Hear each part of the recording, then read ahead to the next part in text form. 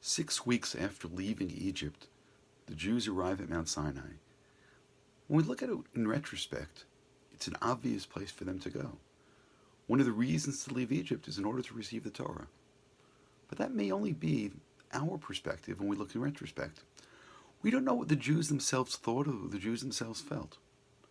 If we go back and look at the narrative, or we look at the discussions that took place from the very beginning when God speaks to Moshe, there's a reference that when you leave Egypt, you'll come serve God on this mountain.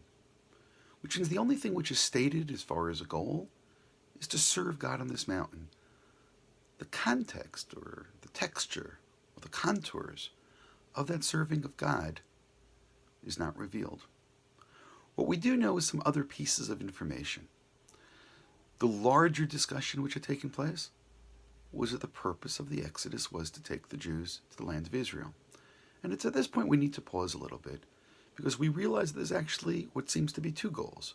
One goal is to end the servitude, to end the slavery, to end the suffering. In order to accomplish that, all we need to do, we, us and God, all we need to do is to remove the Jews from that particular location. There were other solutions. Change the government, change Pharaoh's mind, treat the Jews nicer. But that leads us to the second part. It wasn't just to end the slavery.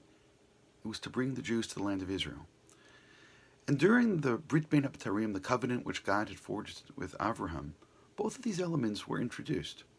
The Jews would be slaves, they're going to suffer, but they're going to come out and they're going to go and inherit the land of Israel. Which leads us then to 6 weeks later, arriving at Mount Sinai. What was supposed to happen there?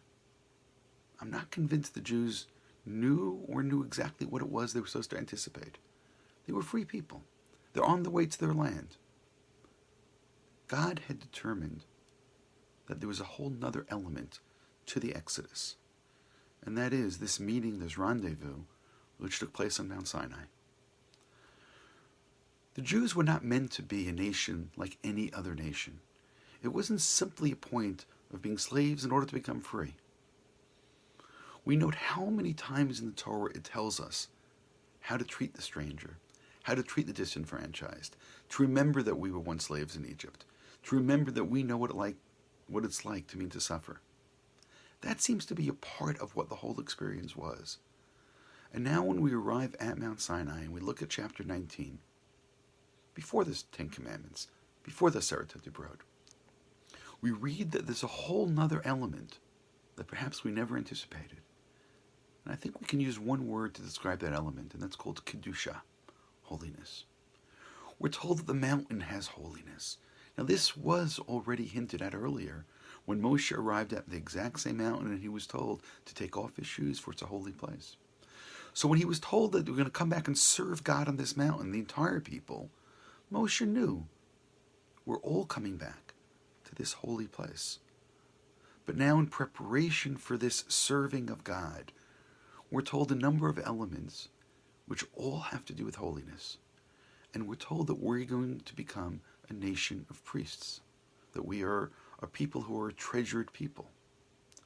And it's at that point that everyone should realize this is not just simply a question of being free. There's a whole different type of freedom. This is a type of freedom that man has when man loses their confusion.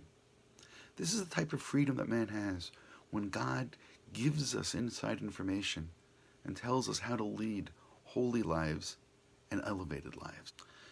There is a teaching in the Talmud that when God said the Ten Commandments, the first 5, or the first 4, did not really impress anyone. When God got to the 5th one, the 5th one was different. And the 6th and the 7th and the 8th and the 9th and the 10th were all different.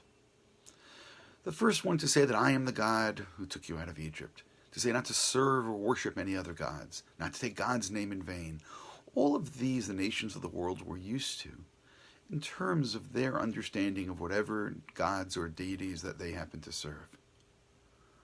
But then something changed when God said, honor your parents in order that you can have a long life, in order that you can have quality of life. And then the other commandments are not to steal and not to murder and not to want something which isn't yours, And we suddenly get to this realization that God taking us out of Egypt and giving us a land had a condition to it. And that condition is that we make this land very, very different from other lands. And we make our lives very different from other lives. And the difference over here is one of holiness. And the holiness of God involves not only the service of God, but it also involves how we serve other people or how we treat other people. The reason we need to treat other people with respect is because from the very beginning Judaism taught that all people are in the image of God. God created all of mankind. And when God made this stop in Sinai, it was in order to teach us this element of holiness. Before we can enter into the land, we need to understand holiness. Because the Jewish people were not meant to be a people like any other people and every other people. We were on a mission. And that mission was a mission which was to have an elevated life, to have elevated lives, to have lives which were steeped and permeated with holiness.